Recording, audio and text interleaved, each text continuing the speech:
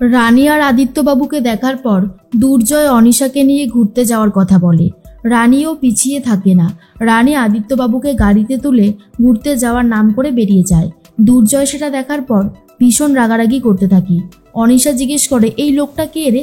জয় তখন বলে, কেন, এই তো সেই আদিত্যবাবু যে রানীর দেখভাল করে। জাস্ট ডিসকাস্টিং, চল বাড়িতে চল। এই বলে দুর্জয়ও বেরিয়ে যায়। রানী বাড়িতে গিয়ে দেখে দুনি অনেক খেলনা নিয়ে খেলছে। সেটা দেখার পর অবাক হয়ে গেছে রানী, আর বলে, কি ব্যাপার মাম্মাম, তোমাকে এত খেলনা কে দিয়েছে?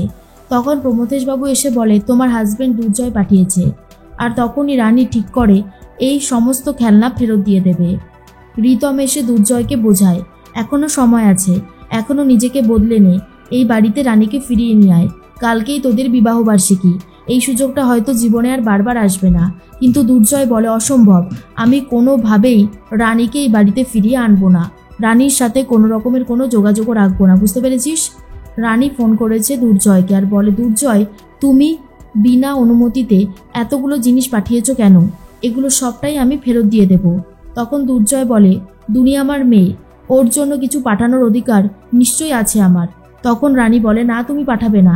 এতগুলো বছর যখন নিজের মেয়ের খেয়াল রাখোনি, তাহলে এখন এগুলো কেন দিয়েছ? দুর্জয় বলে, আগে দেইনি বলে যে কোনোদিন দিতে পারবো না, সেরকম কোনো শর্ত আছে কি? রানী বলে, আমার মেয়েকে আমি নিজেই যখন মানুষ করেছি, নিজেই ওর শখ আহ্লাদ পূরণ করতে পারবো। দুর্জয় বলে, এত বড় বড় কথা বলো না, আমার মেয়েকে আমি আমার কাছে নিয়ে আসবো। তার জন্য যদি আদালত পর্যন্ত যেতে হয় আমি তাও যাব। এরপর দুনিকে জড়িয়ে ধরে রানী কাঁদতে থাকে।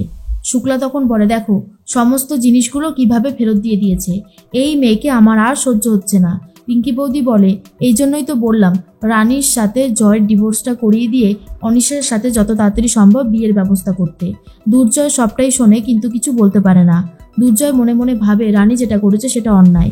এদিকে সকাল হতেই তো বারবার করে ঘড়ি দেখছিল রানী। রাত হতেও আবার বারবার করে ঘড়ি দেখতে থাকে আর বলে, 12টা বাজতে আর 10 মিনিট মোটে বাকি আছে, রাত পোহালেই আমার আর দুর্জয়ের অ্যানিভার্সারি। এরপর দরজাটায় ঠকঠক করতে থাকে কেউ একজন। আদিত্যবাবু খুলে দেখে দুর্জয় এসেছে। দুর্জয়কে দেখার পর রানী তো খুব খুশি হয়ে যায় আর বলে, নিশ্চয়ই দুর্জয় আমাকে কোনো সারপ্রাইজ দিতে এসেছে।